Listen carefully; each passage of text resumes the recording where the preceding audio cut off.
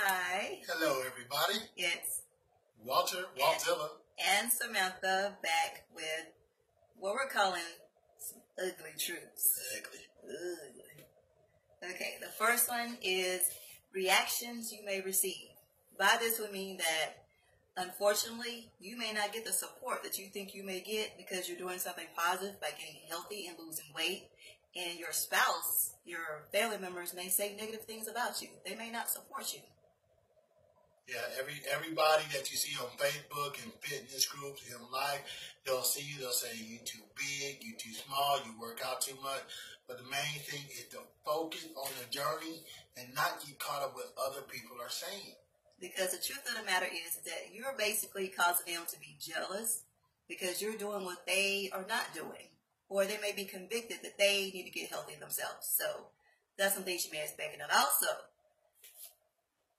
as you get smaller, first before I say this, you're beautiful even if you have weight on your body. You're handsome even if you have weight on your body, but some people prefer smaller people. So as you start losing weight, you can expect some unwanted advances, some comments, some people looking and gawking. So be prepared, especially if you're in a relationship or married.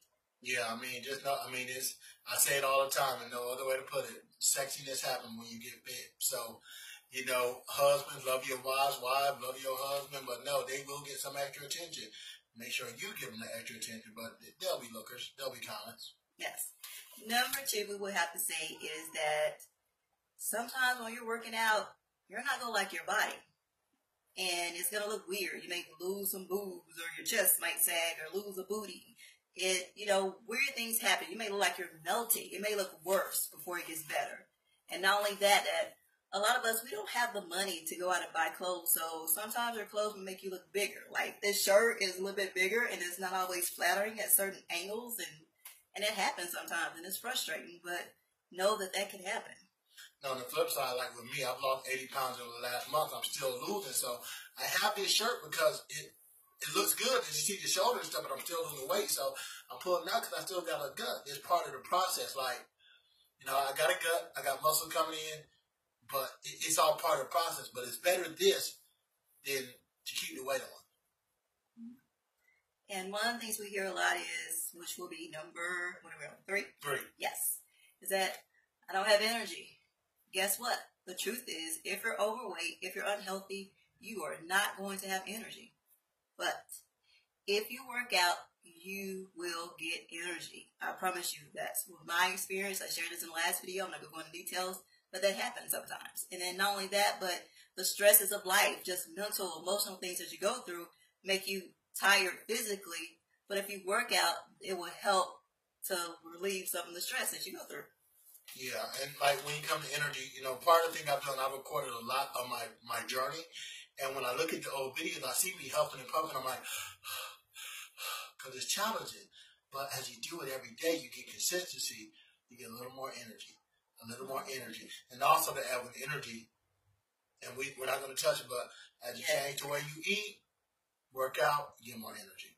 Okay, yeah. Now, this may shock you. Number 4. You may see all the posts and all the videos of people working out, but guess what? Sometimes you may not want to work out. I've had it to happen. He's had it to happen. Just because you don't want to work out does not mean you shouldn't. That may be the very day that you need to work out because you may be stressed out. So find something you may like to do, like walking or playing sports or even do a shorter, smaller workout. Yeah, and like me, I call it I have just a whole different assortment, about 5, 10, 15 different exercises I can do. Because I get burnt down in the weight room. I get burnt out walking. I get burnt out jump roping. So I do different activities to have variety. Okay. Now, this is number 5. My husband's tapping me because if he starts going longer, I may hit him. You may see that. Okay, that's all right. Number 5 is that you have to know that we are all on different levels and our bodies respond differently to things. Some people don't like that term, but that's the truth. That's why they have easy, hard, advanced levels. And with that, I want you to know that somebody may lose weight quicker than you. They may be able to lift more than you.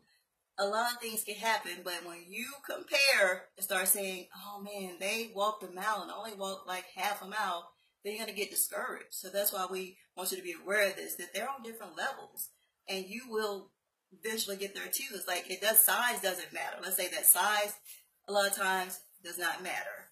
It's like once you start doing this thing, you don't have to be skinny to do something. You can outwork somebody else who is small. You know, they may be smaller at the moment, but it's all about being on different levels, and that's something to always keep in mind.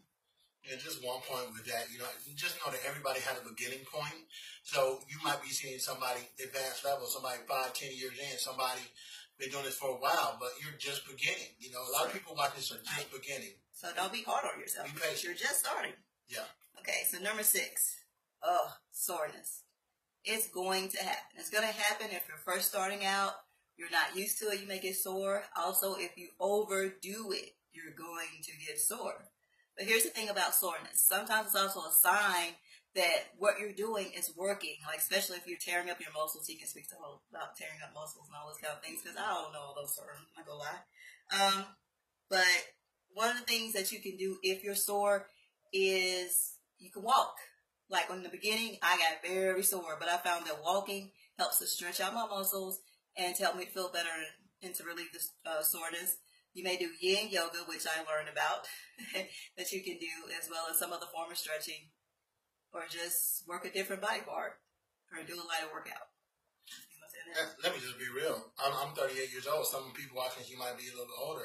Don't be afraid to use some icy hot if you're really sore. Take Tylenol. Use not the all the stuff time. that don't sting. Don't be like Walter.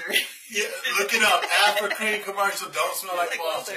But take a hot bath, soak your muscles, take care of your body as you're working out. But like she said, it's going to happen. You're tearing down your muscles. You're building up. Part of the process is soreness. Right. So with that comes number 7. Overtraining or overtraining body parts. Now, we're not talking about power lifters and CrossFit people, because y'all on a whole nother level. Now, sometimes I know it's some truth to how you train to build muscles that you might have to overdo it, but we're not talking about that per se. What we're talking about is people who are starting out and they overdo it because they think they have to do all these things. I got to lose this weight, got to get all this off. So let me walk, let me run, let me do this DVD, and they're working out every day of the week, never take any time off. Don't be tempted to do that, because sometimes you do more harm than good. You can injure yourself, and you're trying to be so aggressive with your workout can backfire.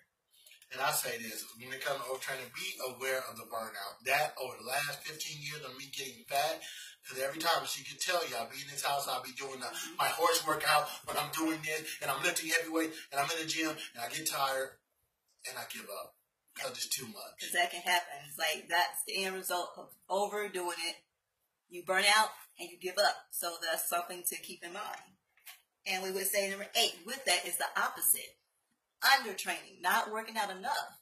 And for some of you, depending on where you are in this journey, you may have to work out more days. 3 days may not cut it. You may have to do 4 or 5. You may have to do twice a day or a longer workout or something more intense. So keep that in mind if you're not seeing the results that you need. And also, sometimes if you do the same thing over and over again, your body gets used to it. So try to switch it up every 30 days. Yeah, variety is the spice of life. When it comes to undertraining, I tell you, if I look to the left of this room, my wife has 5-pound dumbbells, 10-pound, 20-pound dumbbell, because she realized that she had to build up and not just do the same thing over and over. Yeah. And our last lovely tip, ugly truth is, life happens. What do we mean by that? You may unfortunately get hurt, like we were talking about the soreness and overtraining. Like last year, he hurt his back, and that slowed him down. But it's not a stop time. It's not a setback. It's just do things differently.